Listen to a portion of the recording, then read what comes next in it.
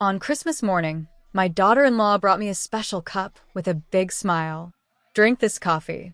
I put a surprise inside just for you. She acts like she owns everything here, and I feel like a stranger in my own kitchen. When she looked away, I switched our cups. You won't believe what happened next. Before we start, click the button to follow our channel and tell us in the comments what your favorite holiday is. The morning felt cold and gray when I came back from buying bread that Saturday, December 20th. I have lived in this Boston house for 40 years, and I remember every scratch on the walls, every sound the stairs make. Something felt wrong when I walked through the door. My daughter Linda and her husband Robert were sitting on the sofa, whispering to each other. They became completely silent when they saw me. Not the normal kind of quiet when someone walks in. The guilty kind of quiet when people are hiding something. "Good morning," I said, putting down my bag. "It's freezing outside.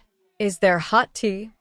"Yes, Mom," Linda said, but she would not look at my face. She is 36 years old, but she still acts like a child when she does something bad. Robert, however, stared at me with eyes that felt mean.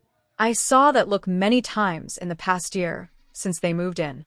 "I'll bring you a cup," he said, jumping up fast. Too fast. I watched him walk into the kitchen. Linda kept looking at her computer, like it was the most interesting thing in the world. "Is everything okay?" I asked her. "Yes, fine. Just lots of work this week." "Oh, right, Christmas week," she nodded, still avoiding my eyes. The whole day felt strange and heavy. I spent most of my time in my sewing room, fixing old quilts and organizing my fabric. Being a teacher for 30 years taught me to stay busy. Now that I don't work anymore, I miss having students who actually cared about what I said. Now I share my house with two people who seem to wish I would disappear.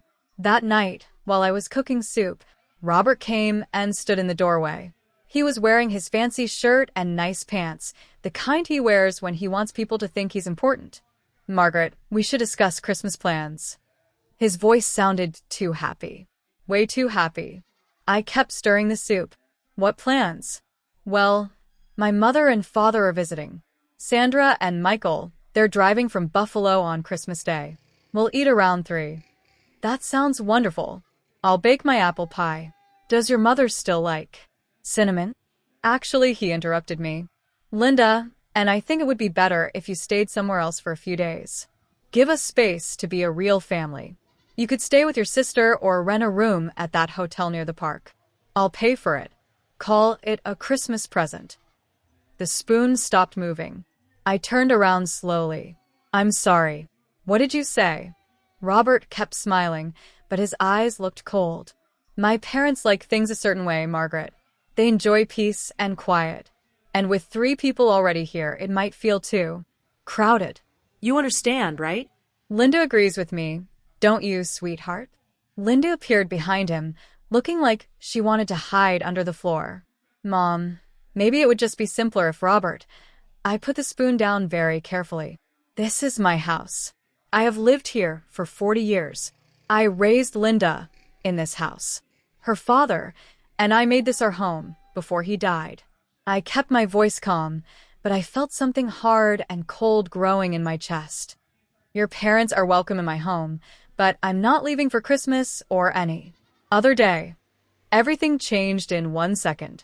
Robert's face turned white, then bright red from his neck to his forehead. His jaw got tight, and the muscles in his face twitched. For just a moment, I saw real anger flash in his eyes before he caught himself. "Fine," he said, and the words sounded like a knife cutting. "Fine, I'll tell my parents you'll be joining us. I'm Sure they'll be happy about it." The way he said happy made it clear he meant the opposite. He turned and walked away, his shoes making loud sounds on the wood floor. Linda stayed for a second, opening her mouth like she wanted to say something, then just shook her head and followed him. I stood alone in the kitchen, hearing their angry voices upstairs. The soup started to bubble too much, and I turned down the heat. 35 years as a teacher taught me how to read people, how to notice small things. The sneaky looks of kids trying to cheat on tests, the fake smiles of parents who wanted special treatment, the signs that showed who was honest and who was lying. I had been seeing those signs in Robert for many months now. I just did not want to believe what they meant. That night, lying in my bed, I thought about the conversation again. Not just the words, but the way Robert said them. How he thought I would just leave my own house. How he talked about renting me a hotel room like this was not my home, my life, my... Right.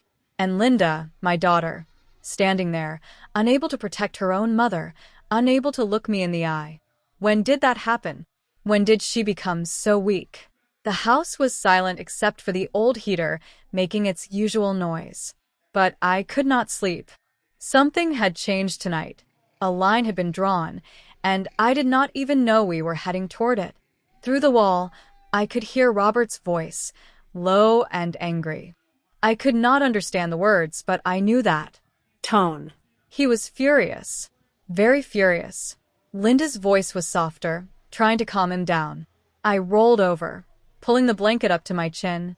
The same blanket Thomas had bought years ago, soft green with yellow flowers. Sleep took a long time to come. The next 3 days felt like living in a house with ghosts. Robert and Linda barely talked to me. Their silence felt mean and planned. When I walked into a room, they would stop talking or find a reason to leave. Meals were quiet times where I might as well have been invisible. I try to keep things normal. On December 21st, I made breakfast like always. Oatmeal, toast, orange juice, and set out 3 bowls. Robert walked past the kitchen, saw the food, and made himself a protein drink instead. Linda grabbed a banana and said something about not feeling hungry. Fine. I ate alone, reading my book, refusing to let them see that I was hurt. But I was hurt. I would be lying if I said I was not. On the 22nd, I decided to buy some Christmas decorations. As I was putting on my coat, Robert came out of the guest bedroom they had turned into his office. Going somewhere? He made it sound like I was doing something wrong. Shopping for Christmas things. How nice, he said with a smile that looked mean. Some of us have been ready for weeks. I left without saying anything. In the car, I held the steering wheel tight and took a deep breath. When did this house stop feeling like mine? When did I start feeling like a visitor? No, worse. Like someone nobody wanted around. That evening, I started remembering other things. Small things I ignored before, but now they seemed to make a pattern. 3 months ago, Robert offered to pick up my heart medicine from the drugstore. I'm going right past there anyway, he said. But he forgot. I had to go myself the next day, and I missed taking my pill one time. An accident, I told myself. People forget things. Then there was that dinner party they had 4 weeks ago. Some of Robert's friends from his computer job. He introduced me as Linda's mother who lives with us. Lives with us, like this was their house, and I was the guest. One of his friends actually touched my arm and said, "It's so kind of them to give you a place to stay." I corrected her nicely, but Robert just laughed and changed the subject. And last week he made that comment about old people. We were watching the news, a story about expensive houses. Robert sighed really loudly and said, "Honestly, old people keeping these big houses when they don't need them. It's not fair to younger families who need the space. Old folks should move into those senior apartments." Linda looked uncomfortable but said nothing. I changed the channel. Now, on December 23rd, I sat in my sewing room and pulled out the folder where I keep important papers. My will, the house papers, insurance documents. Something was not right. The papers were not in the order I left them. I am very careful about these things. Had to be as a teacher. Everything has its place. Someone had been looking through my important papers. I checked the house papers carefully. Still in my name, as they should be. The will was not changed. But the fact that someone had been going through these papers. I put everything back and locked the drawer this time, putting the key in my pocket. That night, Christmas Eve, I went to bed. Early, or tried to. Around 10 at night, I heard voices from downstairs. Robert and Linda talking in those loud whispers people use when they think they are being quiet but really are not. I got out of bed quietly and moved to my door, opening it just a tiny bit. "Tomorrow morning," Robert was saying. "Just trust me, Linda.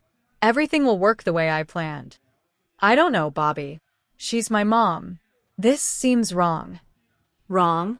What's wrong is us walking on eggshells around her in her house. Our house.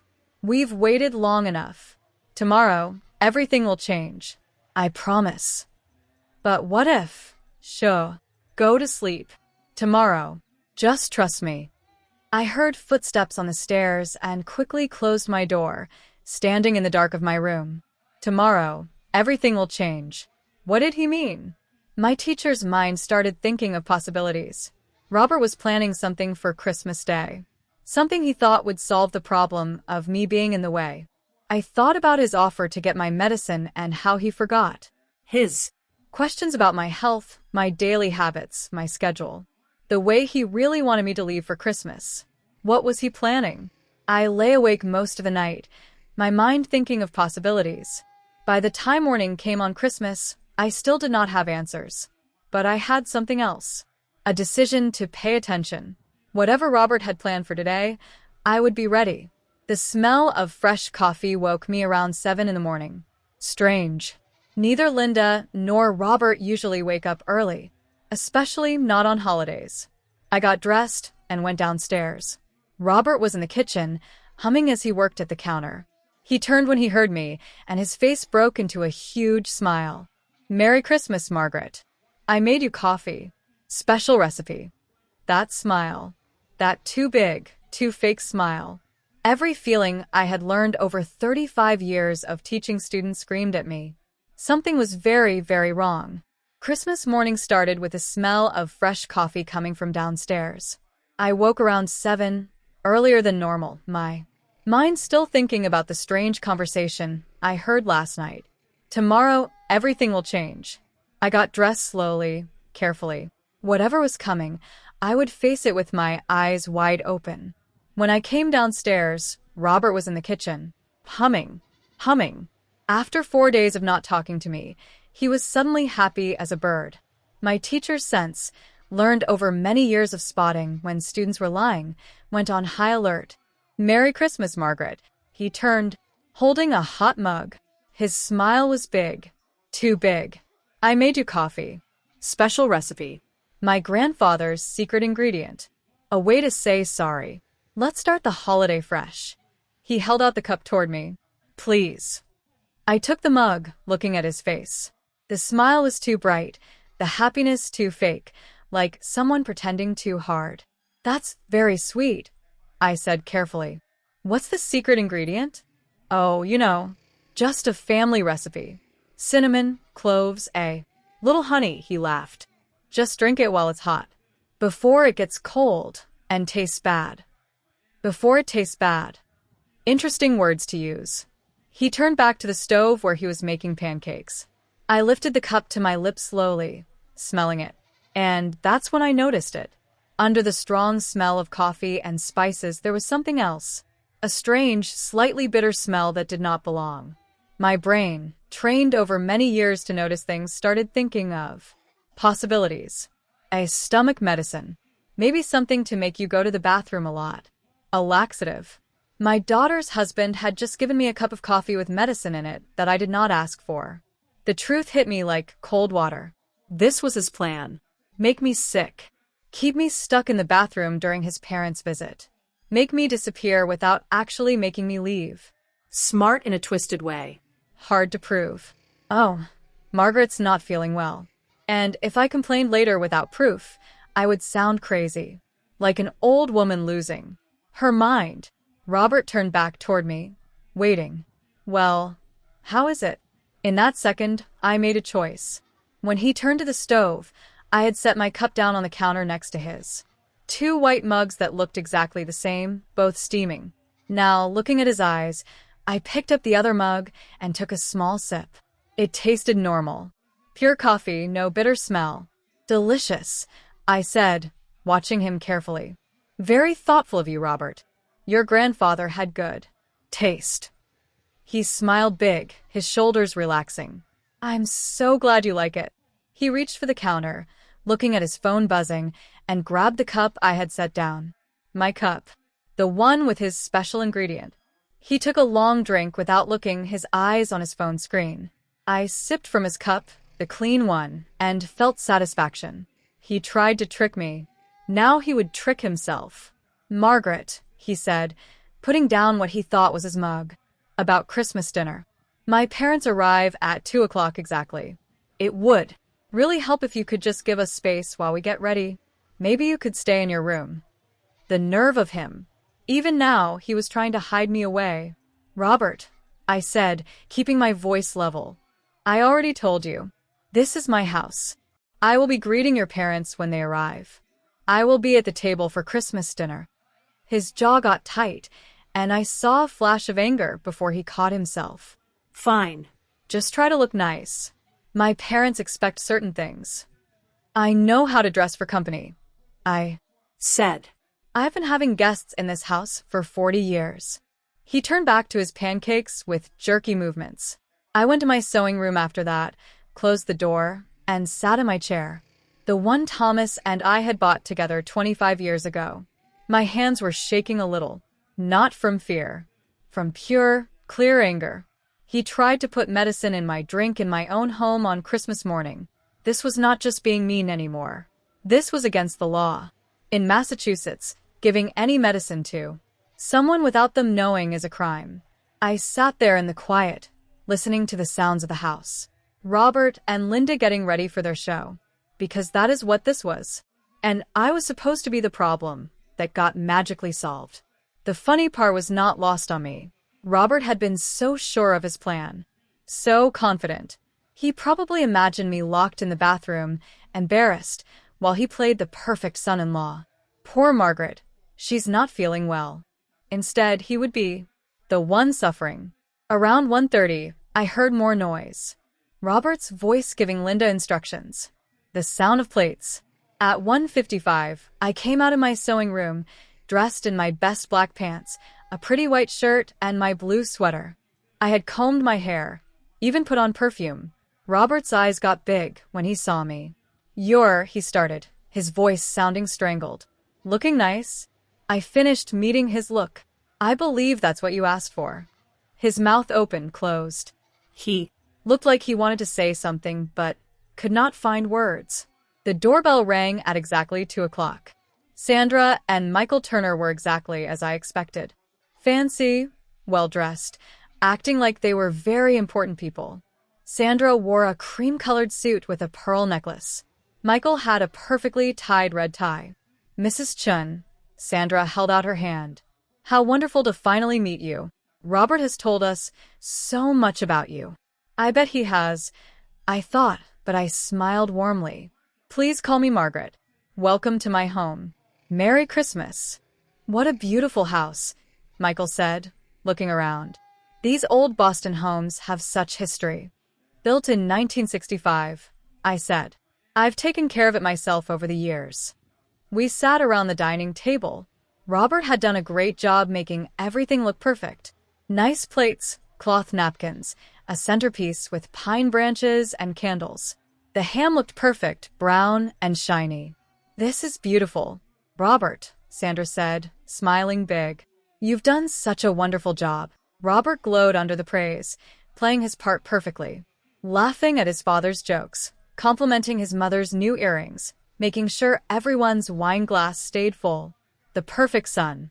The perfect host. But I noticed how he kept looking at me. Quick, sneaky looks. Checking his watch quietly. Waiting. He thought I would be running to the bathroom by now. Medicine like that usually works.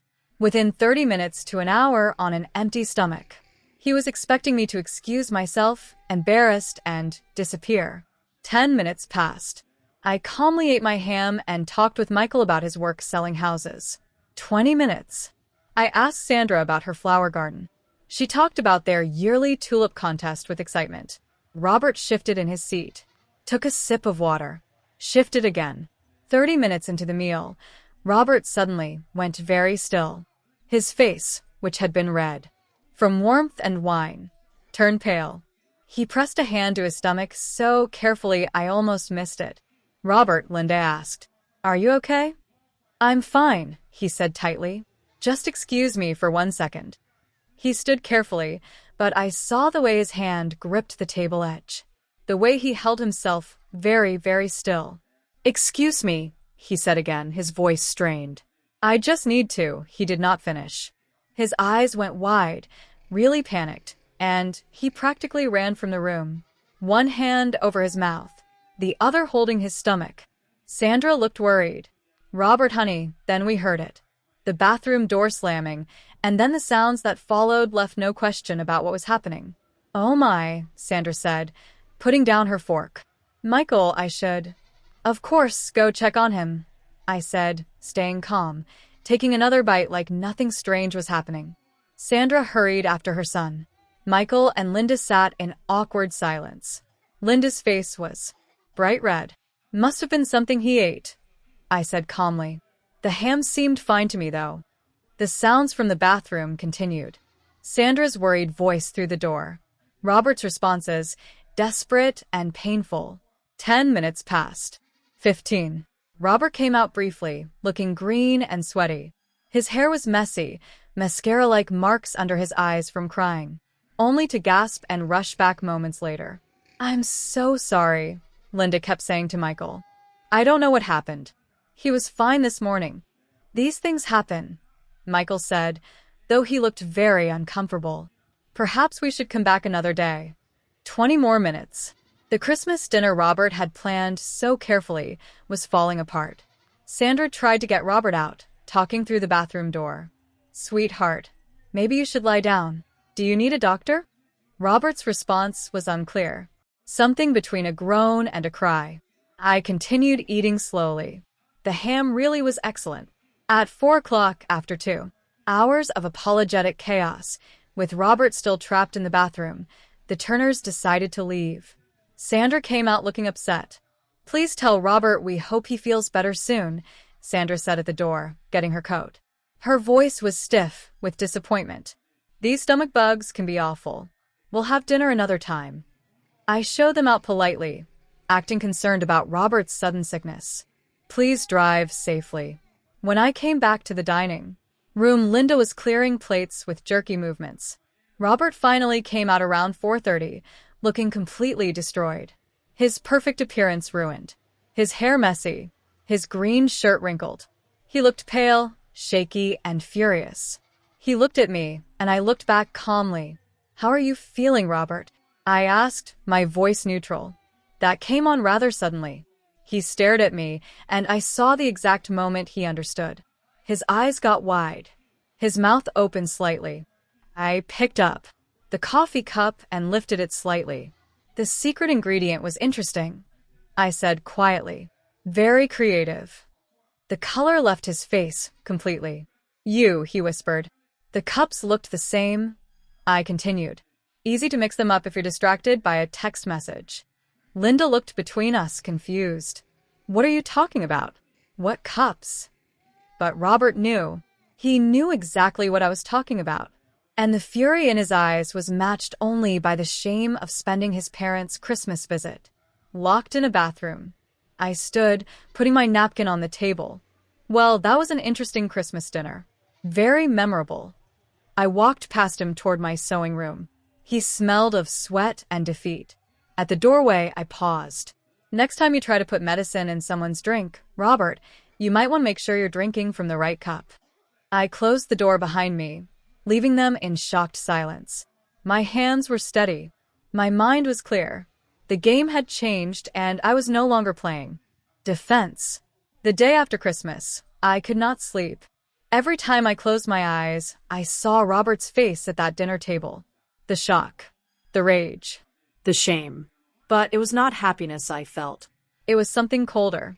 A growing understanding that the coffee incident was not alone. It was just the latest move in a game I had not realized I was playing. I sat in my sewing room around dawn, the house silent except for the old heater's familiar noise. My mind kept going back, connecting dots I had ignored. 4 months ago, my driver's license had disappeared. I searched everywhere, sure I had lost it. Then it showed up in the kitchen drawer, a place I never would have put it. At the time, I blamed it on getting older. Now I wondered, had Robert been looking for something? Testing whether I would notice things being moved? Then there were his questions. Margaret, which bank do you use again? How much is your retirement money? About how much? Always casual. Always with that bright smile. I Answered without thinking. Why would not I? He was family. And that comment I heard 3 weeks ago. Robert talking to Linda in the living room. His voice carrying that edge of anger he tried to hide from me. When this house finally becomes ours, we can actually start our life. Start our life. Like my living was stopping theirs. I pulled out my filing cabinet, the one with important papers. House papers, will, insurance papers, bank statements. Everything was there, but the order was wrong. I am very careful about organizing. 35 years of teaching students taught me that. These papers had been looked through, then put back carelessly. Someone had been searching my papers. The truth settled over me like ice water. This was not about being mean or family problems. This was about my house, my money, my life insurance. Robert was not just trying to embarrass me at Christmas dinner. He was trying to remove me as something in his way. I needed fresh air. I needed to think. The morning was clear and cold. I still on the grass. I walked my usual path through the neighborhood, past houses decorated with Christmas lights that looked silly in daylight. I was so lost in thought, I almost did not hear Marcus calling my name. Margaret, Merry Christmas. My neighbor, Marcus Williams, jogged across the street. He was in his early 40s, someone who sells houses with that easy friendliness that made him good at his job. Great to see you out. How was your holiday? Eventful, I said, managing a smile. I bet. Family times always are. He fell into step beside me. Hey, speaking of which, I've been meaning to ask. Are you guys looking at investment houses? I saw Robert with Tom Henderson last week at that coffee place on Newberry Street. My steps did not stop, but every nerve in my body went alert. Tom Henderson? Yeah, he's another realtor. Does a lot of home sales. Marcus grinned, not knowing anything. I could not help hearing a bit of their talk. Work habit you? no. They were talking about some good property in a quiet area and something about fast sale potential. I figured you were investing, maybe looking at rental income. Smart move at your age. At my age. Everyone kept reminding me.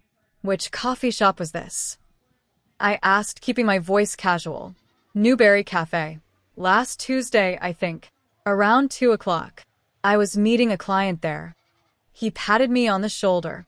Anyway, if you want a second opinion on any houses, let me know. Always happy to help a neighbor. We said goodbye at the corner. I continued my walk, but my mind was racing. Last Tuesday. While I had been home thinking Robert was out buying groceries, he had been meeting with a realtor named Tom Henderson, talking about houses and fast sales. They were not looking to buy investment property. They were planning to sell my house. The nerve was breathtaking. The house I had lived in for 40 years. The house I had raised Linda in. The house Thomas and I had made our home. Robert and Linda were planning to sell it without telling me. How far along were these plans? Had they already talked to buyers? Were they just waiting for me to what? Die? Move to a nursing home? Or had the coffee been meant to be the first step in a longer plan? Make me sick enough to seem confused, unreliable. Build a case for why I could not live alone anymore. I walked for another hour, my anger turning into something harder. Something with purpose. When I came back home, Robert and Linda were in the kitchen. They looked up when I walked in, their faces wary. Morning, I said pleasantly. Beautiful day. Robert's eyes narrowed slightly. You're up early. Could not sleep. Lots on my mind. I poured myself tea from a fresh pot I had made myself. Lots to think about. I saw them look at each other. Good. Let them wonder what I knew. I went to my sewing room and closed the door. Then I pulled out my phone and started making a list. First, I needed proof. Evidence of Robert's meeting with the realtor. Evidence of what was in that coffee. Second, I needed legal help. If they were planning to sell my house, I needed to make sure that was legally impossible. Third, I needed to understand exactly what I was dealing with. What other plans did they have? I had spent my entire career being careful, being thorough, being organized. Those skills had not disappeared with retirement. If Robert and Linda wanted to play games with my life, fine. But they had chosen the wrong person to mess with. I spent December 27th planning. Not just thinking. Actually, planning. The way I used to plan lessons for my students. Step by step. Organized. By December 28th, I was ready to act. My first call was to Diana Robertson, an old friend and poison expert. We had worked together for years. I taught science. She owned the medical testing place next door. Diana, it's Margaret Chen. I wonder if you have time for tea this week. Margaret, of course. How about tomorrow? That place on Boylston opens at 8. Perfect. And Diana, I have a pretend situation I would like your expert opinion on. The next morning, December 29th, I arrived first.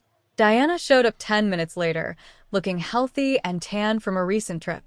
Retirement looks good on you, I said as we sat in a corner booth. Can't complain. So, what's this pretend situation? I stirred my tea slowly. Let's say someone put a laxative medicine into another person's drink without them knowing. What would that be legally? Diana's eyebrows went up.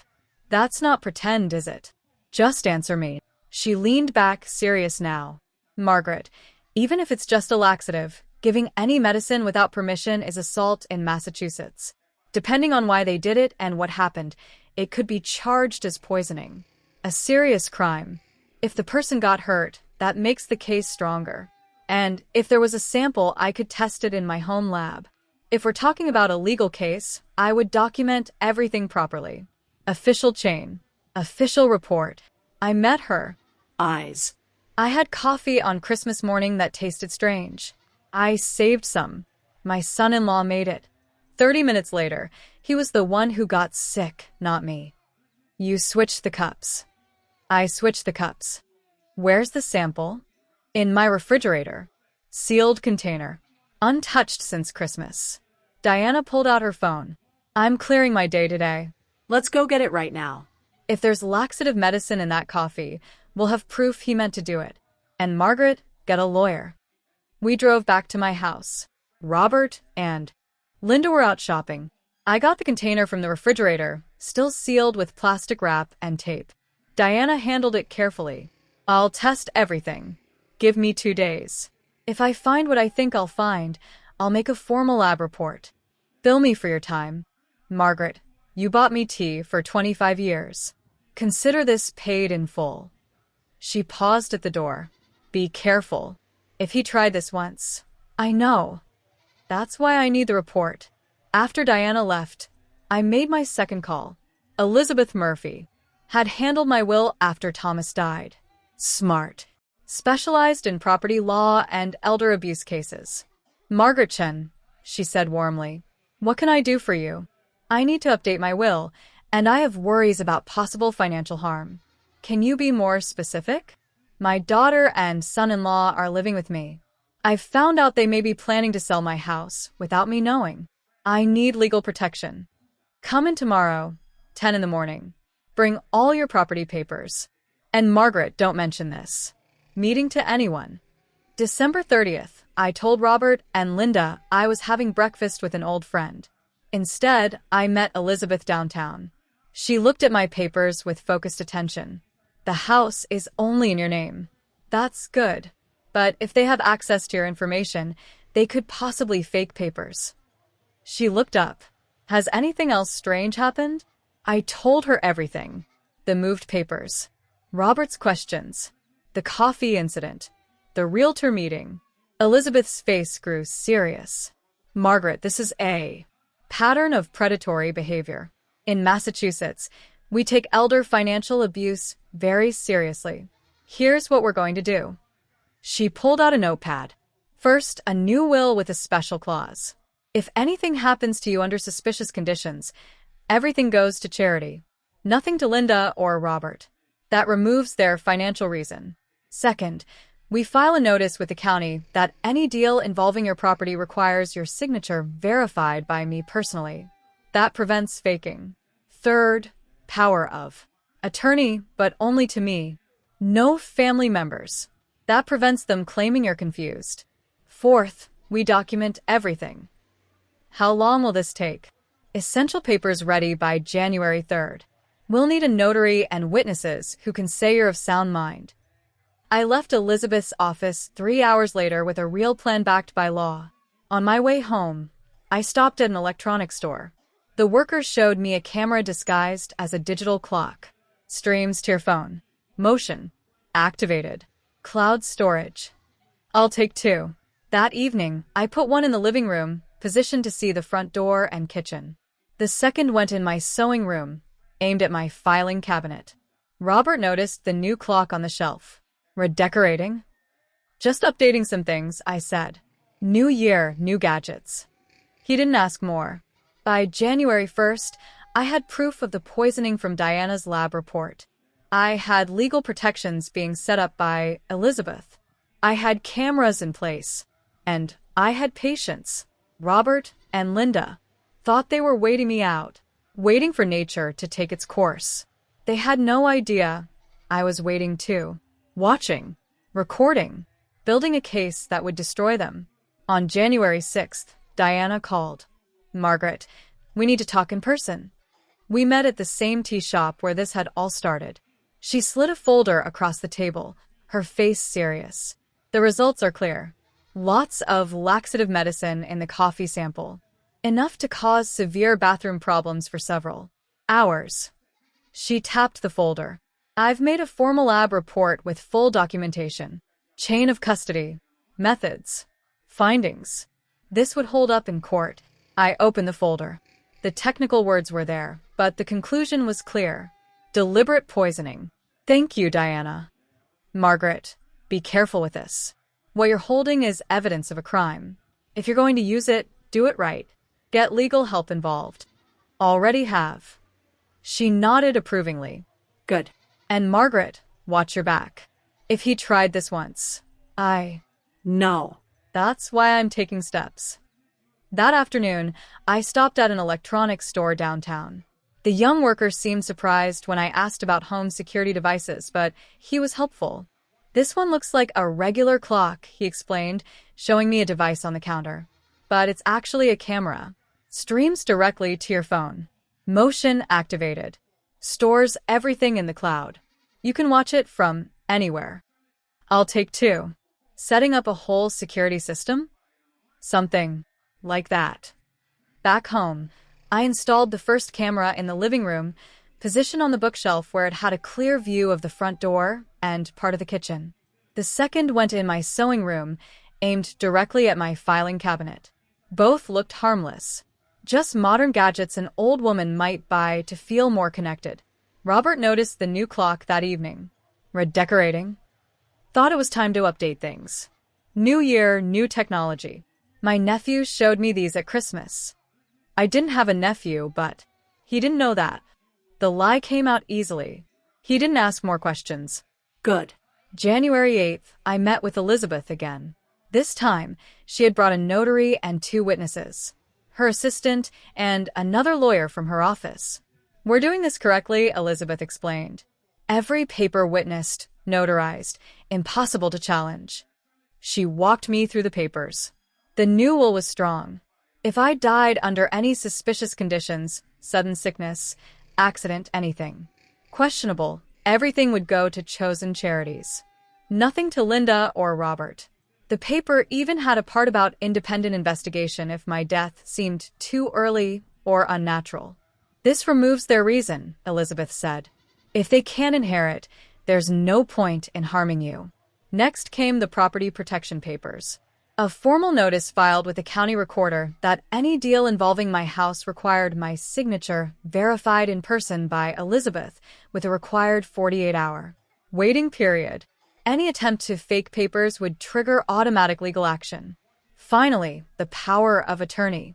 But only to Elizabeth. Not family, not friends. Only my lawyer could make decisions if I became unable, and even then with strict watching. Sign here, here, and here. I signed. The witnesses signed. The notary stamped everything with her official seal. As of this moment, Elizabeth said, gathering the papers, your property is protected. I'll file these tomorrow morning. By January 10th, they'll be in the system.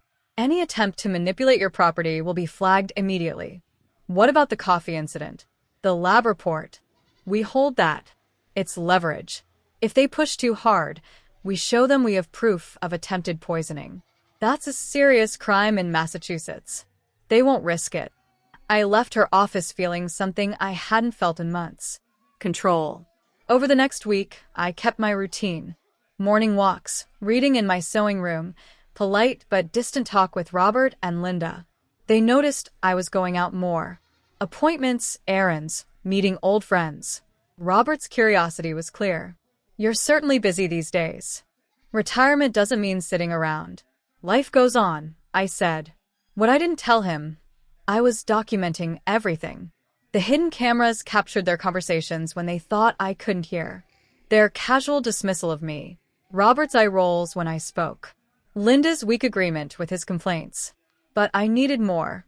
I needed them to reveal their true plans in their own words. On January 19th, I set the trap. That evening, I made sure to look very tired at dinner. Long day, I said, rubbing my eyes. Think I'll go to bed early. Are you feeling okay? Linda asked. Was that worry in her voice or hope? Just tired. These winter days make me exhausted. I stood slowly, deliberately. Good night. I went to my room, but left my phone in the kitchen. Deliberately. Carefully. Placed on the counter near where they usually sat after dinner. The voice recording app was running, hidden in a folder of weather apps they would never think to check. Then I waited in my room, door open just enough to hear. For 20 minutes, nothing. Then I heard them sit at the kitchen table. Robert's voice, frustrated. She's always here, always watching, always controlling everything. Bobby, it's her house. Linda's voice was weak. It should be our house. We've been living here, a Year. A year of walking on eggshells, asking permission, living like visitors. We're 40 years old, living with your mother like teenagers. What do you want me to do? We've talked about this. The realtor said we could get $800,000 for this place, maybe more. That's our future, Linda. Our freedom. We could buy something smaller, invest the rest, actually live. But Mom, your mother is 72. She could live another 10, 15 years. Are we supposed to wait that long? Put our lives on hold while she just exists. Here. A pause. Then Linda, quieter. What are you suggesting? I'm suggesting we speed things up. Nursing homes, assisted living. We could say she's showing signs of confusion. She's not. Who would know? We're family. We have her best interests at heart.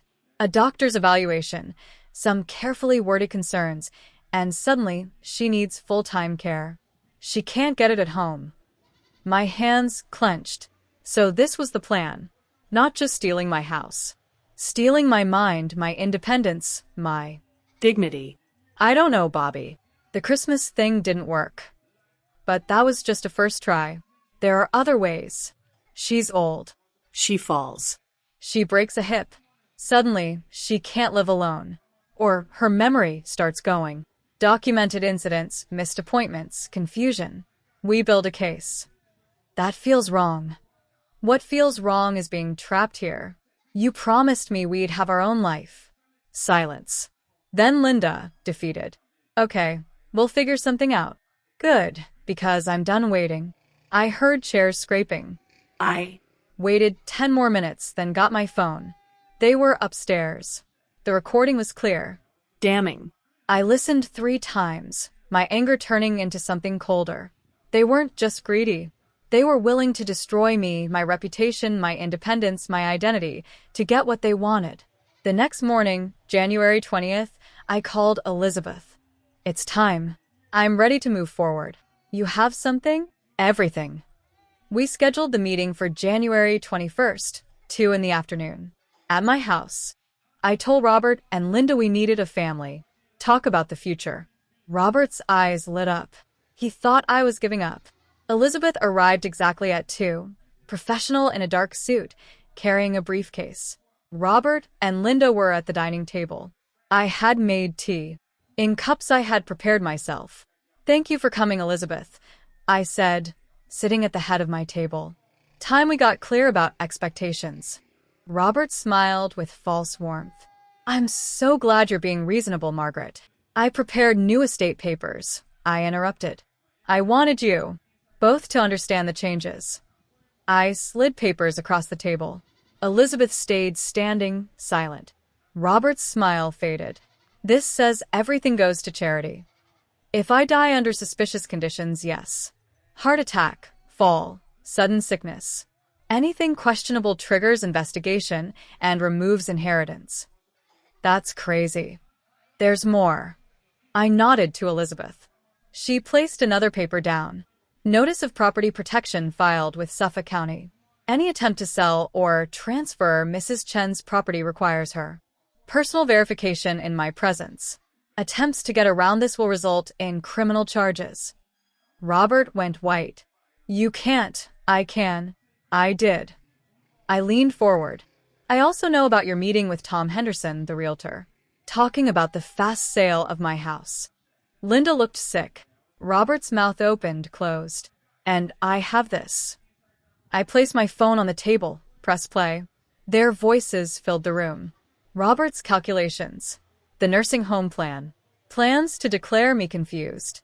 Every word. The silence after was complete. That's a legal recording, Robert started. Massachusetts is a one-party consent state, Elizabeth said calmly. Perfectly legal and quite damning. Robert stood suddenly. This is insane. We're trying to help you. You tried to poison me, I said quietly. On Christmas. That was a joke. I have lab results. I placed Diana's report on the table. Laxative medicine. Enough to make someone sick for hours. Given without consent. In Massachusetts, that's assault. Possibly serious poisoning charges. Robert grabbed Linda's arm. We don't have to listen to this. But Linda was staring at the papers, the recording device, at me. Mom, you have 2 weeks, I said. Find other housing. Leave voluntarily. And we end this quietly. Refuse, and I file charges. I begin formal eviction. I make sure every landlord in Boston knows why you're looking. Robert's face twisted with rage. You mean old woman? We gave up our lives to take care of you. No, I said, voice steady. You moved into my house rent-free. You plotted to steal my property. You tried to drug me, discredit me, dispose of me. That ends now. Elizabeth stepped forward. My client has been generous. Accept her terms or face criminal charges. Your choice. They left the room in fury. But they left. I sat at my table in my house, finally free to breathe. The game wasn't over. But I had played my hand, and they knew they had lost. The days after January 21st felt like walking through a dangerous place. Robert and Linda didn't leave right away. Instead, they fought back with everything they had. January 22nd, I woke to find Robert on the phone in the living room, talking loudly enough for me to hear. Yes, I'm very worried about her. She's been making wild accusations, claiming we're trying to steal from her. I think she needs a mental health evaluation. I walked past him to the kitchen, poured my tea, and said nothing. Let him make his calls. Elizabeth had already warned me this might happen. The desperate fight back of people who know they're losing. That afternoon, Linda tried a different way. She knocked on my sewing room door, looking more tired than I'd ever seen her. Mom, please, can we talk reasonably? Robert thinks you've misunderstood everything. The realtor meeting, that was just looking at options for us. For our future. Not your house. Never your house. I looked at her steadily. Linda, I have witnesses. I have recordings. I have a lab report proving your husband put laxative medicine in my coffee. Which part did I misunderstand? Her face fell apart. The coffee thing, he said it was supposed to be funny. A prank. He meant to drug me so I'd be locked in a bathroom during Christmas dinner. That's not a prank. That's assault. I leaned forward. And you knew about it, didn't you? The silence told me everything. 2 weeks, I said. That's still the deal. Find an apartment and leave, or I make this legal and public. Your choice. She left without another word. Robert tried guilt next. On January 25th, he cornered me in the kitchen, tears running down his face. How can you do this to your own daughter, to family? We have nowhere to go. You both have jobs. You'll figure it out. This is abuse. Elder abuse, but backward. You're the one with all the power, all the money, and you're using it to hurt us. I almost laughed. Robert, I have a lab report that says otherwise. Would you like Elizabeth to explain how elder financial abuse laws work in Massachusetts? His tears dried up instantly. You're a mean, cruel old woman. Perhaps. But it's my house and you're leaving. February 1st, they made their last legal attempt.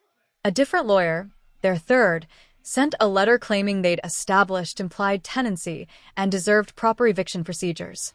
Elizabeth destroyed that argument in 2 paragraphs and 1 phone call. By February 3rd, their lawyer had quit the case. On February 5th, I came home to find them actually packing. Finally, boxes appeared in the hallway. Their bedroom door stayed closed most days, and I could hear them arguing behind it. Good. Let them break apart. Let them face what they'd created. February 10th, I showed them the lab report. We were in the living room. Me in my chair. Them on the couch. Elizabeth standing by the window like a guard. This is a certified laboratory analysis of the coffee you served me on Christmas morning, I said, sliding the paper across the table. Laxative medicine, enough to cause severe bathroom problems for several hours. Robert's face went white. That's not. You can't prove. It's notarized. Signed by a certified toxicologist, Diana Robertson. Someone you've never met and have no power over. I kept my voice level. In Massachusetts, giving any medicine without consent is assault. Even a laxative. It was a joke. Robert's voice rose, shrill. You're taking this way too seriously. A joke would be funny. Drugging someone isn't funny. It's a crime. Linda put her head in her hands.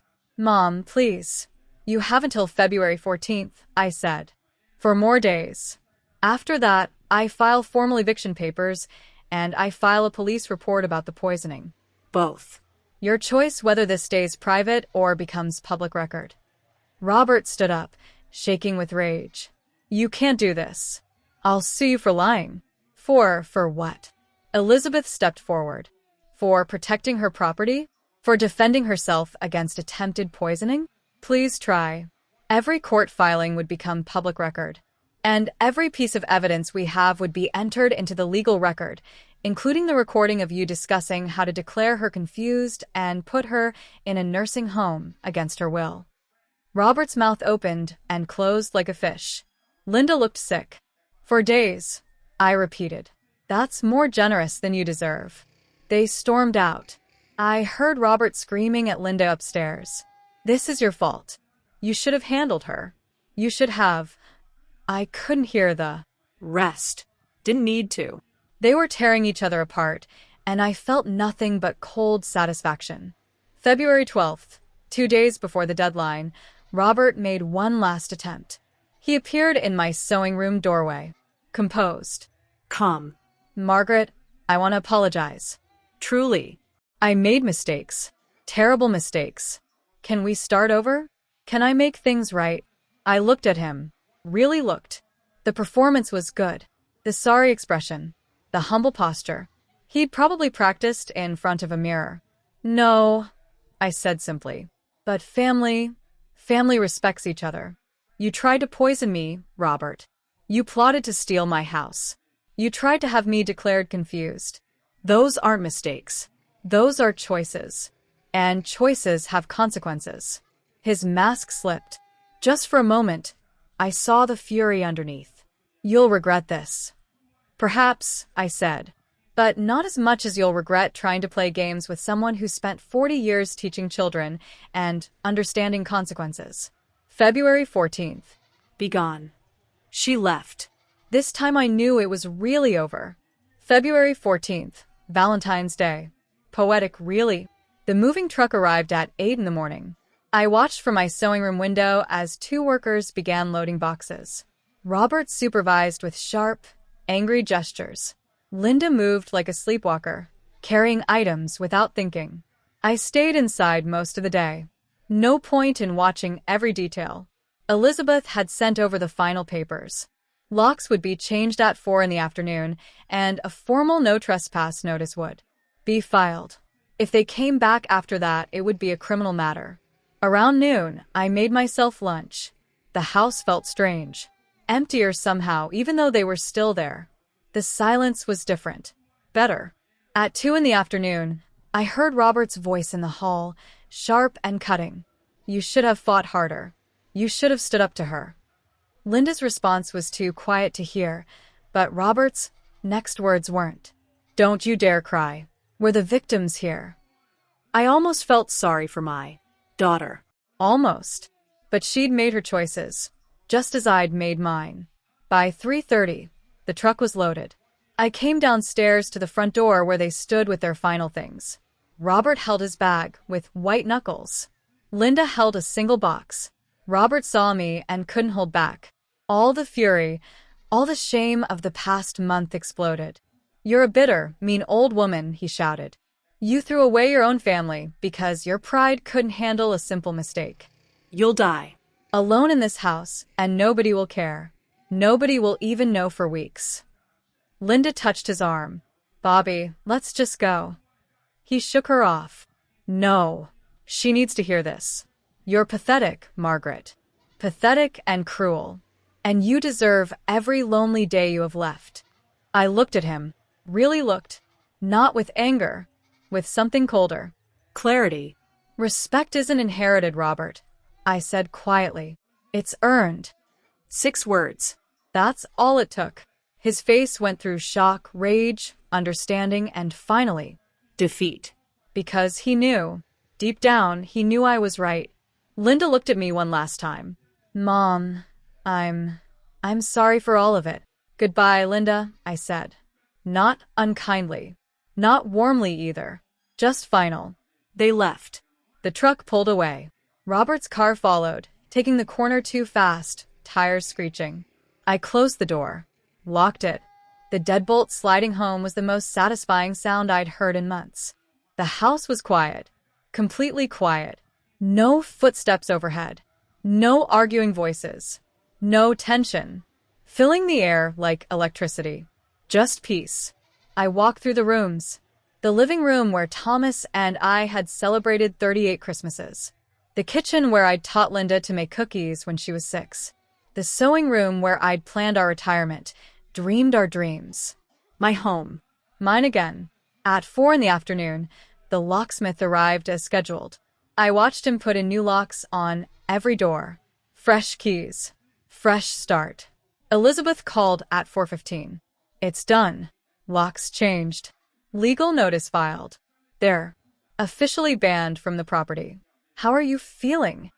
Tired, I admitted. But good. Clear. You did the right thing, Margaret. You protected yourself. That takes courage. After she hung up, I made tea. Carefully. Slowly. Just tea. No secret ingredients. No hidden plans. I took it to the back porch. The late February afternoon was cold but bright. In the garden, the first daffodils had pushed through, yellow and white, brave against winter. Thomas had planted those bulbs 20 years ago. They always come back, he'd said. That's what I love about them. I sat on the porch steps, tea warming my hands, and looked at those brave little flowers. Well, Thomas, I said to the garden, to the sky, to wherever he was. I did what you would have told me to do. I stood up for myself. I protected what we built together. The daffodils nodded in the breeze. I know I lost Linda. Maybe forever. That hurts more than I can say. But I couldn't let them take this from us. I couldn't let them win. A cardinal landed on the fence. The first I'd seen this year. Spring was coming. Life continuing its eternal cycle. I think you'd understand, I said. I hope you would. The cardinal sang once, clear and bright, then flew away. I finished my tea and went inside. The house was quiet, but it wasn't empty. It was full of memories, full of love, full of a life well lived, full of dignity preserved. That evening, I made dinner for one. I ate at the table, reading my book, comfortable in my own space. Before bed, I checked the new locks one. More time. Solid. Secure. Mine. I slept better that night than I had in a year. February 15th, I woke to sunlight coming through my window. The house was still quiet, still peaceful, still mine. I made breakfast, took my morning walk, came home to a house that welcomed me instead of just allowing me to be there. It was enough. More than enough. At 72, I'd learned something important. Sometimes winning means losing things you love. But losing those things doesn't mean losing yourself. I'd kept my dignity, my home, my self-respect. And in the end, that was everything. The daffodils kept blooming. Spring kept coming. Life kept moving forward. And I was still here. Still standing. Still master of my own house. Some victories are quiet. Some victories hurt. But they're victories nonetheless. This was mine. If you like this story, please like this video, subscribe to Granny's Voice, and share your thoughts about this story in the comments. To listen to the next story, click on the box on the left. Thank you for watching.